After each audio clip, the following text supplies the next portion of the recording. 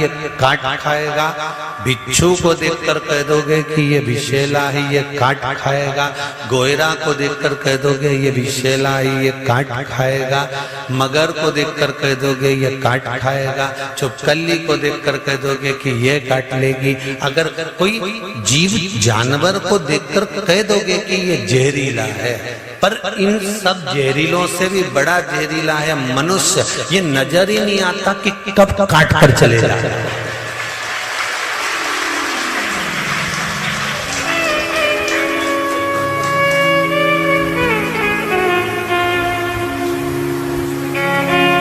सब अच्छे नजर आते हैं अपने को, कितनी जोरदार हमारी काकी जी कितनी जोरदार ने, काका जी कितना जोरदार ने, भाई कितना जोरदार ने, बंधु कितना जोरदार ने, जीजी कितनी जोरदार ने, जीजा कितना जोरदार ने, हमारा रिश्तेदार इतना बढ़िया, हमारा नातेदार इतना बढ़िया, हमारा कुटुंब इतना बढ़िया। और जब छोरा छोरी का संबंध करने की बारी आती है और कोई संबंधी रिश्तेदार तुम्हारे रिश्तेदारों से पूछते हैं क्यों साहब भेरूलाल की छोरी कैसी है, और इतने में रिश्तेदारों ने उनके बारे में जो बताना चालू करा, तब समझ में आता है कि सांप से ज्यादा जहरीला तो मनुष्य है।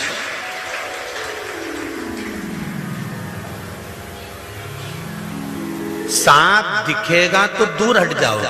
बोलो सही है कि गलत है? कि जहरीला है इससे दूर हटना। बिच्छू दिखेगा तो दूर हट जाओगे कि जहरीला इससे दूर हटना। मगर दिखेगा तो समझ जाओगे कि मगर दिखा दूर हट जाओगे, काट खाएगा।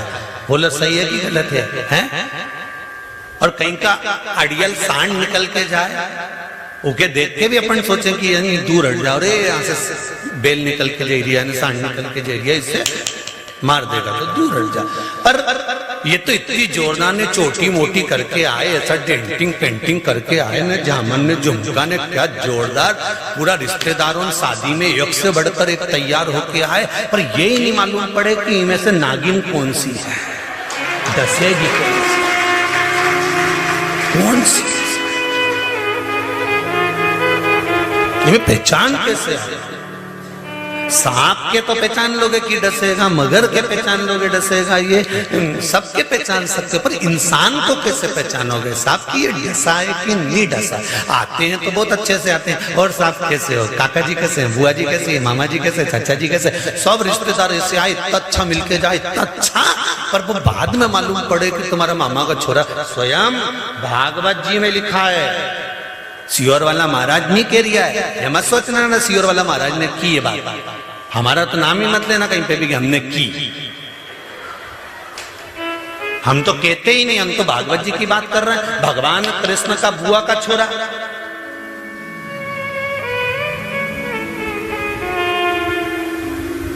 कौन जी का सिर कटा था, शिशुपाल, बुआ का छोरा। और भगवान कृष्ण को मालूम पड़ा कि तुम्हारा बुआ का छोरा गाली दे रहा था तुमको। इतने में बलराम जी बोले नहीं, हमसे जब भी मिला नहीं, बहुत जोरदार मिला, गले भी लग के मिलता है और बहुत हमेशा पूछता है, और भैया कैसे हो, दाऊ दादा ठीक तो हो, कभी आओ हमारे राज्य में, कभी आओ हमारे उधर, हमें तो हमेशा बुलाएगा, फिर गाली कैसे दे सकता है? नहीं मानो तो एक दिन मैं तुमको वीडियो बना के बता दूंगा, एक दिन हमारा मोबाइल में कैच करके बताऊं गाली देखी। और इतने में तो दाऊ जी ने कह दिया था नहीं शिशुपाल ऐसा नहीं कर सकता, वो गाली दे ही नहीं सकता, हमारी बुआ का छोरा और सगी बुआ का छोरा, ऐसे कैसे गाली दे दे, रिश्तेदार हमारा। तो भगवान ने कई बार किया, नहीं शिशुपाल गाली देता है, नहीं, दाऊ जी बोले मैं नहीं मान सकता, नहीं मान सकता। तो एक दिन भगवान सभा में बैठे थे और भगवान कृष्ण उठ के चले, और चलते चलते शिशुपाल भैया को उन्होंने प्रणाम करके कहा, भैया द्वारका तो आना एक बार देखने, नया महल बनाया।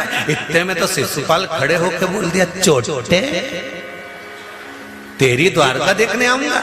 इतने में तो भगवान कृष्ण ने पलट के दाऊ दादा को देखा, ये देख लो, मैंने पहले ही बोला था कि कैच करके दिखा दो।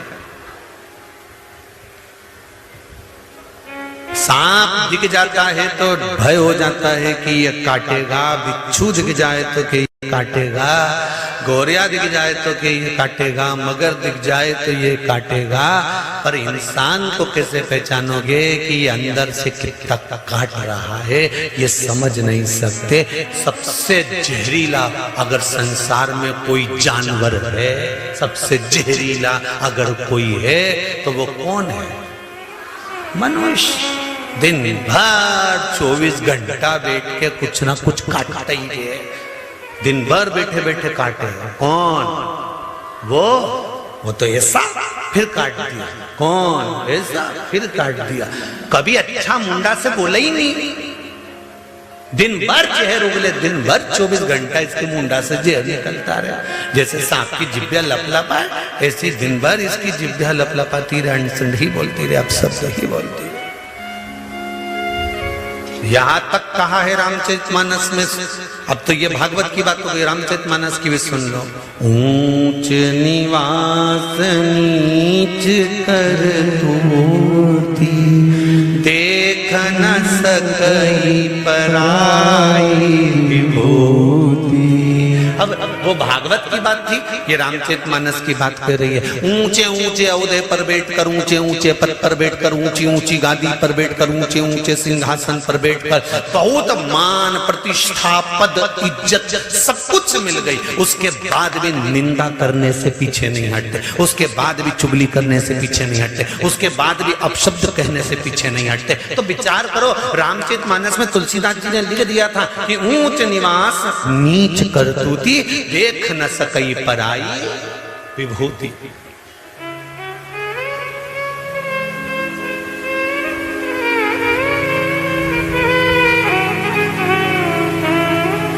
अब फिर भागवत में आ जाए। पूतना जब भगवान कृष्ण के यहां गई थी तो राक्षसी बन के गई थी। अरे बोलो जम के, नहीं गई, पहले ब्यूटी पार्लर गई। बोलो सही है कि गलत है?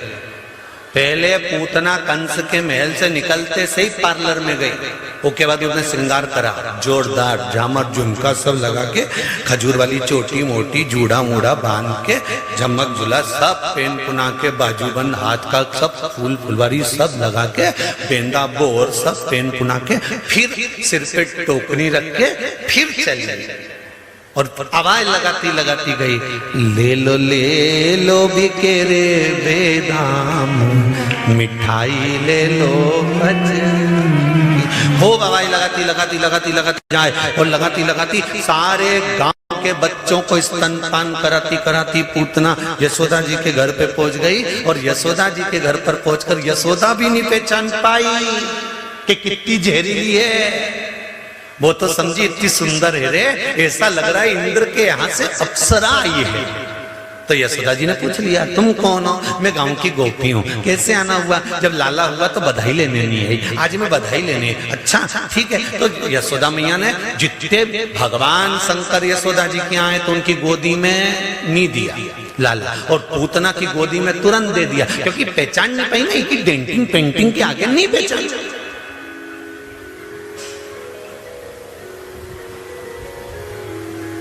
अब दुल्हन के स्टेज पे कौन पहचान? वो तो अरे दूल्हे से तो लाख गुना अच्छी दिख रही थी और सीधी भी थी एकदम बढ़िया। बापड़ी ने मुंडा भी ऊंचा नहीं करा, सिर पे पल्लू डाली ने जैसी की जैसी बैठी थी एकदम, कहीं मुंडा ही ऊपर नहीं करी। पर समझ में नहीं आया, ऐसा कर ही नहीं सके। हमारे तो विश्वास ही नहीं कि ऐसा कर जाए, हमारे तो विश्वास ही नहीं कि मामा का छोरा ऐसा कर जाए। दाऊ जी बोले मेरे मामा का बुआ का लड़का ऐसा कर नहीं सकता, कर ही नहीं सके। भगवान राम की कथा कह रही है कि पहचानना मुश्किल है कि कितना जहर भरा है। जरा देखो, घर में रह रही थी कौन? जिसने 14 वर्ष के लिए वन भेजा। कई मैया भी घर में रह रही थी, मंथरा भी घर में रह रही थी, पर पहचाने कि इतना जहर उगल जाएंगे, पहचाने कि यह डस जाएंगे।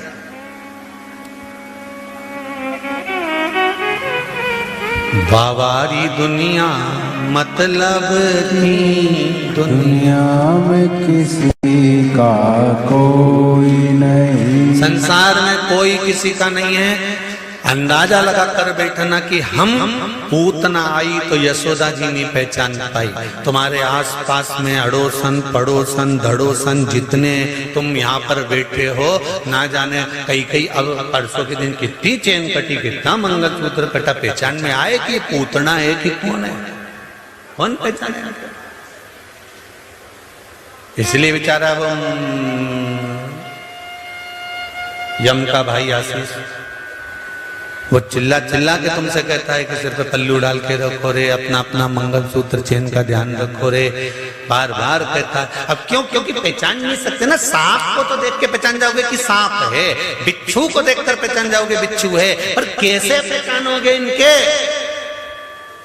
कैसे पहचान जाओगे?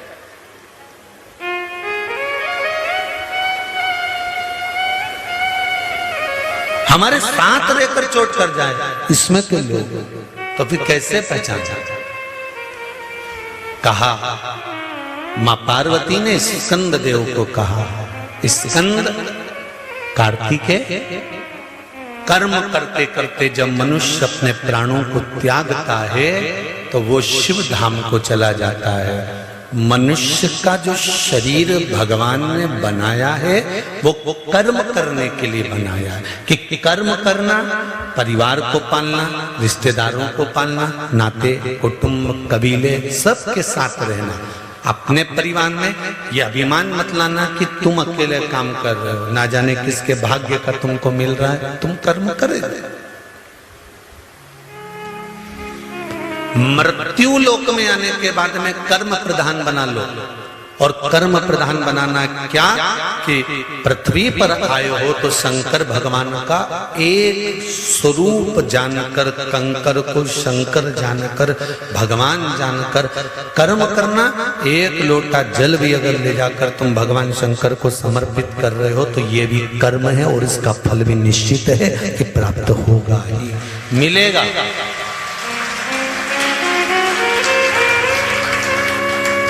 ऐसा नहीं कि नहीं मिलेगा।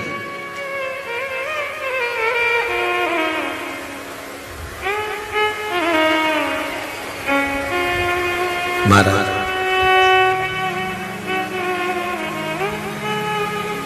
सबसे जहरीला मनुष्य पर सांप जहरीला होने के बाद भी शंकर भगवान के गले में पड़ा, सही है। बिच्छू जहरीला होने के बाद भी शंकर भगवान के कानों में कुंडल बनकर पड़ा, और मनुष्य जहरीला अगर है, सांप शंकर जी के गले में है, बिच्छू कान में है, और मनुष्य चरणों में जाकर पड़ जाए तो उसकी भी जिंदगी सार्थक हो जाती है, उसका भी जीवन सार्थक हो जाता है। केवल भगवान के चरणारविंद में पहुंचने पर, केवल भगवान के चरणारविंद में पहुंच जाने पर।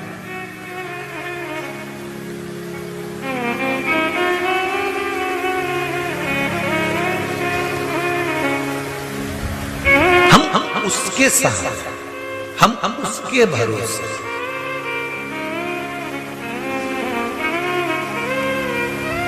और जब ये चित्त, ये मन, ये बुद्धि उसके भरोसे पर हो जाती है, फिर भटकना नहीं पड़ता। पार्वती मैया कार्तिकेय जी से कर रही है कि मानव का शरीर मिला है, कर्म भोगना, कर्म करना, और शरीर मिला है पूर्व के कर्म का भोग भोगना। उसके साथ में भगवत स्मरण करना, भगवत स्मरण करने का फल ये रहेगा कि अगला जन्म फिर नहीं आए। मनुष्य देह अंतिम देह,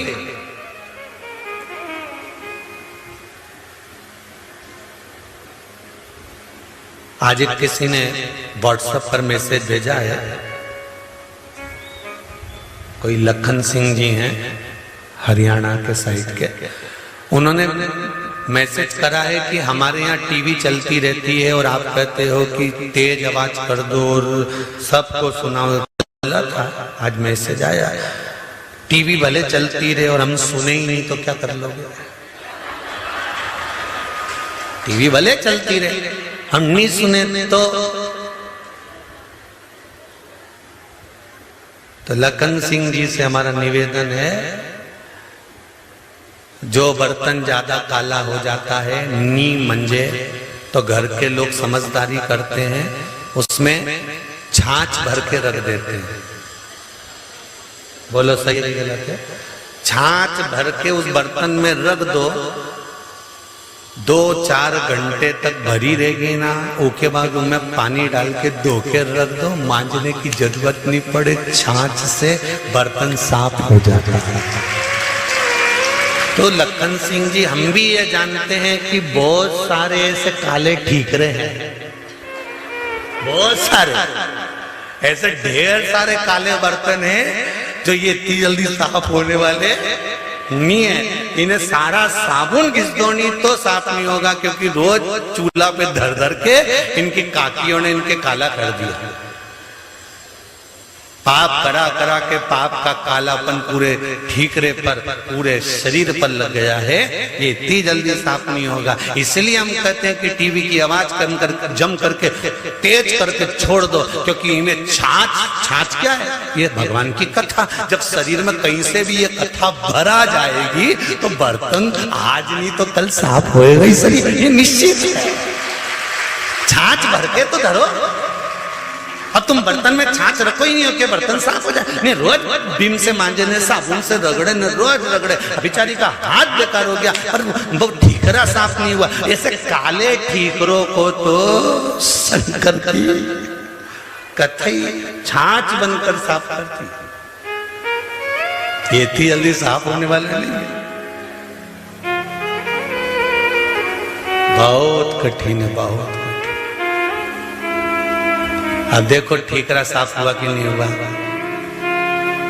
तेज आवाज हुई होगी तो कथा ध्यान में गई होगी, कथा ध्यान में गई होगी तो टीवी पे से नंबर निकाला होगा।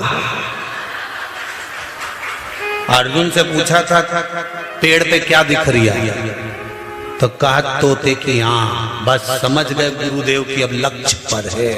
उसी तरह टीवी पे क्या दिख रहा है? महाराज का नंबर, मतलब लक्ष्य पर है, ये निश्चित है। इतने में समझ में आ जाए कि ठीकरा साफ होने वाला, हमें कई दिक्कत है, छाछ भर दी, बर्तन साफ, कितना भी काला बर्तन होनी, छाछ भर के आधा 1 घंटा 2 घंटा, जो तुम्हारे यहाँ बेकार छाछ हो जाएगी, की काम की नहीं रहे, बेसी छाछ किसी काम की नहीं। शिव महापुराण को जब तक ये पुराण नहीं होती थी लोग जानते ही नहीं थे, उठा के रख रखी थी, किसी ने नहीं जानते थे कि शिव पुराण भी कोई हो। वो तो जब ये छाछ ने अपना रंग दिखाना चालू करा, जब दिखाया तब लोगों को समझ में आई कि ठीकरा उन साफ कर देगी सारा, और हुआ। कई ठीकरे साफ